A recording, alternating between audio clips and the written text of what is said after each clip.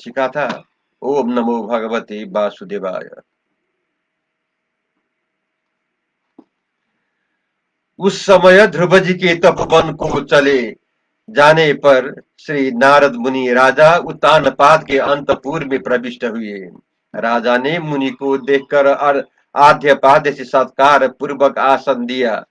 उस आसन पर प्रसन्न मन से विराजमान होकर कहने लगे। नारद जी बोले, हे राजन, आपको ऐसा क्या सोच है कि जिससे आपका मुख सुख रहा है, कि वह आपके धर्म अर्थ का नाश तो नहीं हो गया है। यह सुनकर राजा उत्तानपाद कहने लगे, हे ब्राह्मण, मैंने श्री के वश में होकर निर्दयीपन से महाज्ञानी 5 वर्ष के अपने बालक को माता सहित घर से निकाल दिया। हे ब्राह्मण, श्रम से सोते हुए और भूख से मलिन मुखारबिंद वाले उस अनाथ बालक को वन में कहीं भेड़िए तो नहीं खा जाएगा। यह सुनकर नारद जी बोले, हे राजन, अपने पुत्र का सोच मत करो, हरि भगवान उसके रक्षक है। उस ध्रुव बालक को जानते हो, वो बड़ा प्रतापी है, उसका इस संपूर्ण जगत में फैलेगा। हे राजन, जिसको लोकपाल भी नहीं कर सकते ऐसा दुष्कर कर्म वह समर्थ आपका पुत्र करके आपके इस को बढ़ाता हुआ शीघ्र ही आ जाएगा। मैत्रेय जी बोले, इस प्रकार नारद जी ने कहा। सो सुनकर राजा उत्तानपाद राजलक्ष्मी का अनादर करके पुत्र ही की चिंता करने लगा। ध्रुव जी मधुबन में पहुंचे। वहां यमुना जी में स्नान कर शुद्ध हुए। जिस रात्रि में वहां पहुंचे थे उसी रात्रि में नियम व्रत धारण कर एकाग्र चित्त होकर नारद जी की आज्ञा से भगवान की सेवा करने लगे। अब ध्रुव जी के तप करने की विधि कहते हैं कि प्रथम माह में तीन तीन रात्रि में बीते बीते पीछे, यानी जब 3 रात्रि बीत जाए, सब एक समय कोई केत के फूल या बदरी बेर के फलों का भोजन करके हुए अपने शरीर की स्थिति के अनुसार भगवान की पूजा करते हुए पहला महीना व्यतीत किया।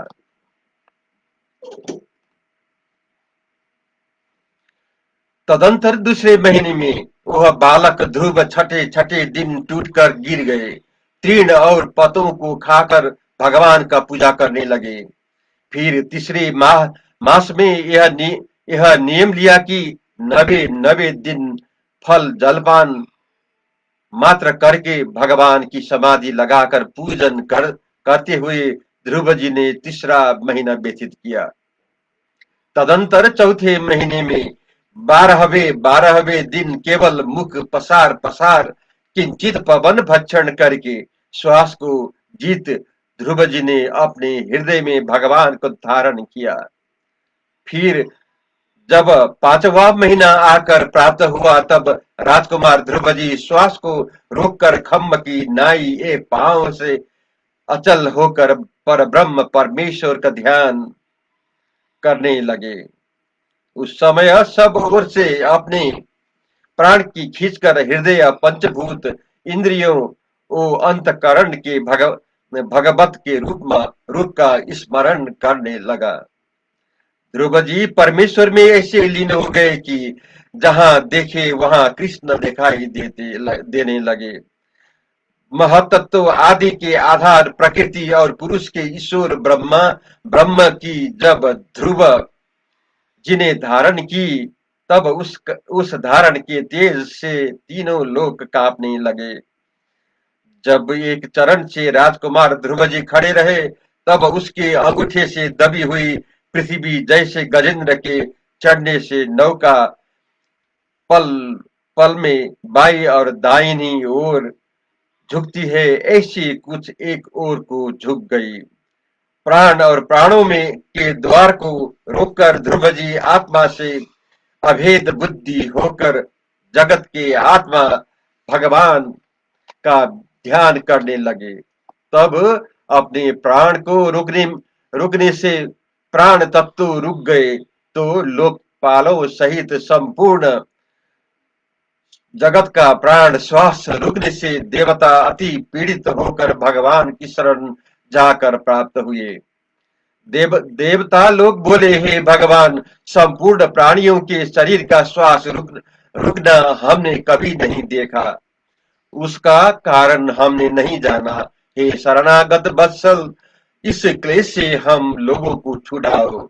श्री भगवान बोले, हे देवता हो, भय मत करो, अपने स्थान को जाओ। तुम्हारे प्राण रुकने का कारण यही है कि राजा उत्तानपाद का सुत ध्रुव विश्व रूप में एकता को प्राप्त हो रहा है। सो उस बालक के मनने से तुम्हारा कल्याण होगा। अब मैं 9वां अध्याय शुरू करने जा रहा हूं। इसमें नारायण से वर पाकर ध्रुव का देश में आना और पिता के दिए राज्य का पालन करना, इसी विषय में हम श्रवण करेंगे। हरि विनती कर ध्रुव यथा लियो परम वरदान, सोई 9वें अध्याय में किनो कथा बखान। मैत्रेय जी बोली, विदुर, उस प्रश्न भगवान के वचन से नियति होकर संपूर्ण देवता भगवान को प्रणाम करके स्वर्ग को चले गए और भगवान भी उसी गरुड़ पर चढ़कर अपने भक्त ध्रुव को देखने के निमित्त मधुबन को पधारे। वह ध्रुव जी नेत्र मुदे ध्यान में मग्न थे। योग के परिपाक से निश्चय हुई बुद्धि से अपने हृदय कमल के कोष में बिजली सी कांति वाले स्वरूप को देखते थे। ध्रुव की अखंड समाधि को तोड़ने के लिए भगवान ध्रुव के हृदय से अंतर्ध्यान हो गए। ध्रुव ने भगवद रूप को हृदय में न देखा तब चौंका उठे और नेत्र खोल दिए। तब उन्होंने साक्षात चतुर्भुज स्वरूपी भगवान को देखा। दर्शन करते ही संभ्रम युक्त हो उस बालक ध्रुव ने अपने शरीर को पृथ्वी की ओर झुककर मानो नेत्र से पान कर रहा हो, मुख से चुम्बन कर रहा हो और भुजाओं से आलिंगन कर रहा हो। ऐसे दंडवत प्रणाम किया। भगवत प्रेम से गदगद वह बालक ध्रुव भगवान की स्तुति धीरे धीरे करने लगे। संपूर्ण शक्तियों को धारण करने वाले भगवान मेरे अंतस्करण में प्रवेश होने अपनी चैतन्य शक्ति से नष्ट हुई मेरी वाणी को चेतन करते हैं और अन्य पांव कान त्वचा आदि इंद्रियों को तथा प्राणों को चेतन करते हैं। ऐसे पुरुष भगवान आपको मेरा नमस्कार है। जन्म मरण से छूटने वाले आपको जो मनुष्य विषयादि कामों के अर्थ भजते हैं, निसंदेह वे आपकी माया से वंचित चित्त है, क्योंकि कल्प वृक्ष के समान आपको पूछकर पुरुष मुर्दा की नाई देह द्वारा अनेक विषयों को के उपभोग की कामना करते हैं। हे प्रभु, हे विषय संबंधी सुख तो प्राणियों को नरक में भी मिल सकते हैं। हे प्रभु, मैं केवल इतना चाहता हूँ कि निरंतर आप भक्ति करने वाले अत्यंत निर्मल अंतस्करण वाले साधु जनों का सदैव सत्संग बना रहे, कि जिन साधुओं के मुख से आपके गुणों की कथा रूप अमृत पान से उन्मत्त हो। इस महा दुखहारी भवसागर को मैं बिना परिश्रम की उल्लंघन कर सकूं। मैत्रेय जी बोले, बुद्धिमान श्रेष्ठ तथा संकल्प करके युक्त ध्रुव जी से इस प्रकार भगवान जब प्रसन्न किए गए, तब भक्त वत्सल भगवान ध्रुव जी की प्रशंसा करके यह वचन बोले, हे राजकुमार, तुम्हारे हृदयगत मनोरथ को मैं जानता हूँ। सो हे ध्रुव जी, दूसरे को आज तक दुख से भी न मिला हो, वह मंगल पद मैं तुमको देता हूँ कि जिस शोभायमान ध्रुव स्थान को अब तक दूसरा कोई भी नहीं जा सका, जिसमें ग्रह नक्षत्र तारा आदि ज्योतिष चक्र लगा हुआ है, त्रिलोकी के नाश होने से भी जिसका विनाश नहीं होता, ऐसे उन स्थानों को धर्म अग्नि कश्यप इंद्र बनवासी मुनि सप्तऋषि ये सब तारा रूप से नक्षत्रों सहित प्रदक्षिणा करते हुए उसके चारों ओर ऐसे भ्रमते हैं कि जैसे मेढ़ी में लगे हुए बैलों का समूह चारों ओर घूमता है। सो उसी ज्योतिष चक्र की मेढ़ी में लगे हुए वृषभ चक्र समान स्थित के ऊपर के कल्पवासियों के कल्पना किया है। अब तुम अपने नगर को जाओ, तुम्हारा पिता तुमको राज्य देकर वन को चला जाएगा। तब तुम धर्म के अनुसार 36,000 वर्ष पर्यंत भूमंडल का राज्य करोगे। तुम्हारा भाई उत्तम जब मृगया खेलने में मारा जाएगा, तब उसी का माता उसे ढूंढने के अर्थ वन में जाएगी। वहां पुत्र लोक से उसी समय वन में अकस्मात लगे दावानल में भस्म होकर प्राण त्याग देवेगी, और तुम बहुत दक्षिणा युक्त यज्ञों से मुझ यज्ञ मूर्ति को पूजा कर संसार के उत्तम भोगों की भोग कर अंत समय तक हमारा स्मरण करोगे। भगवान अपना पद दिखाया। बालक ध्रुव के देखते देखते अपने धाम को चले गए। ध्रुव जी भगवान के दर्शन का वियोग समझ दुखी होकर अपने नगर को चला गया। विदुर जी पूछने लगे कि हे मैत्रेय जी, मुझको बड़ा आश्चर्य है कि जो हरि भगवान का परम पद मायावी पुरुष को मिलना अति कठिन है, और भगवान के चरणों की सेवा से प्राप्त होने वाले उस विष्णु पद को एक ही जन्म में प्राप्त होकर अर्थवेत्ता ध्रुव ने अपने आप को मनोरथ सहित क्यों न माना। यह सुन मैत्रेय जी बोले, सौतेली माता के वाणी रूप बाणों से बिधे हुए ध्रुव जी को उन दुर्वचनों का स्मरण बना रहा। सो भगवान से मुक्ति की इच्छा नहीं की थी, राज्य करने की इच्छा की थी। इसलिए ध्रुव जी संताप को प्राप्त हुए।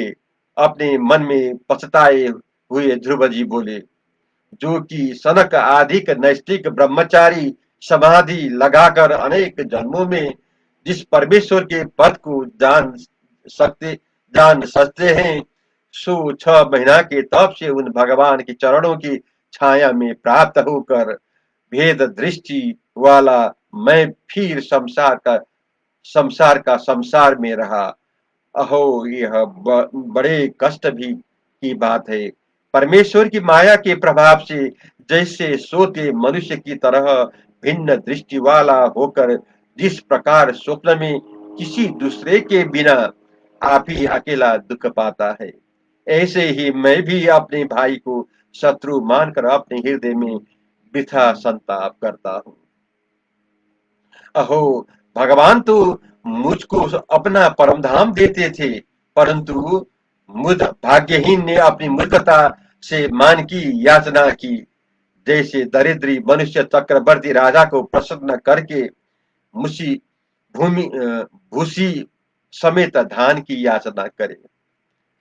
मैत्री जी बोले, हे विदुर, आप सरीखे जो मुकुंद भगवान के चरणा बिंद की रज के सेवक हैं, वे मनुष्य श्री भगवान से उसे दास भाव के बिना अन्य किसी पदार्थ की इच्छा अपने लिए नहीं करते, क्योंकि बिना मांगे इनको फल मनोभिलाषित पदार्थ प्राप्त हो जाते हैं। मधुबन से चलकर जब ध्रुव जी अपने नगर में पहुंचे तो दूत द्वारा राजा उत्तानपाद को समाचार मिला कि आपका पुत्र ध्रुव आया है। पुत्र को आया हुआ सुनकर मरे हुए का आगमन सुनकर कोई विश्वास नहीं करता। ऐसे ही राजा ने उस बात का विश्वास नहीं किया और कहा कि मुझ अमंगलिक के मंगल कहाँ। फिर राजा उत्तानपाद ने श्री नारद जी के वचन का विश्वास कर आनंद के वेग से विवश हो अत्यंत प्रसन्नता पूर्वक ध्रुव जी को शुभागमन की बात सुनाने वाले दूत को बहुत धन और मोतियों का हार पारितोषिक में दिया। ब्राह्मणों द्वारा वेद ध्वनि कराते राजा उत्तानपाद शीघ्र अपने पुत्र ध्रुव को देखने की उत्कंठा से अपने नगर से बाहर निकले।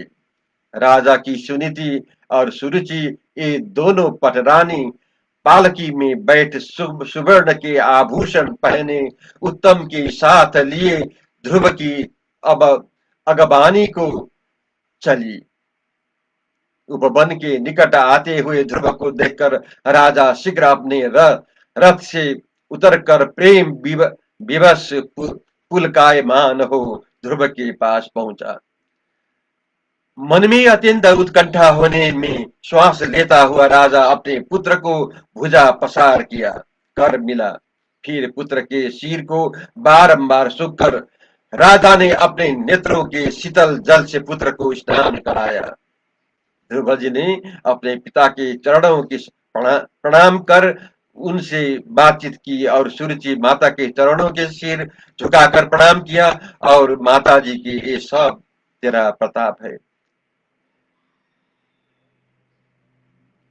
सुरुचि ने अपने चरणों में पकड़े हुए उस बालक ध्रुव को उठाकर हृदय को लगाकर नेत्रों से आंसू बहाया गदगद वाणी से कहा कि हे बेटा, तुम युग युग जियो। मैत्रेय जी कहते हैं कि हे विदुर, संदेह नहीं करना कि सुरुचि ने यह आशीर्वाद कैसे दिया। कारण यह है कि जिनके ऊपर स्वयं हरि भगवान मैत्री आदि गुणों करके प्रसन्न हो जाते हैं, उसको सब प्राणी मात्र नमस्कार करते हैं। ओम नमो भगवते वासुदेवाय। ओम नमो भगवते वासुदेवाय। अब बाकी भाग में कल पेश करूंगा। जय श्री कृष्ण।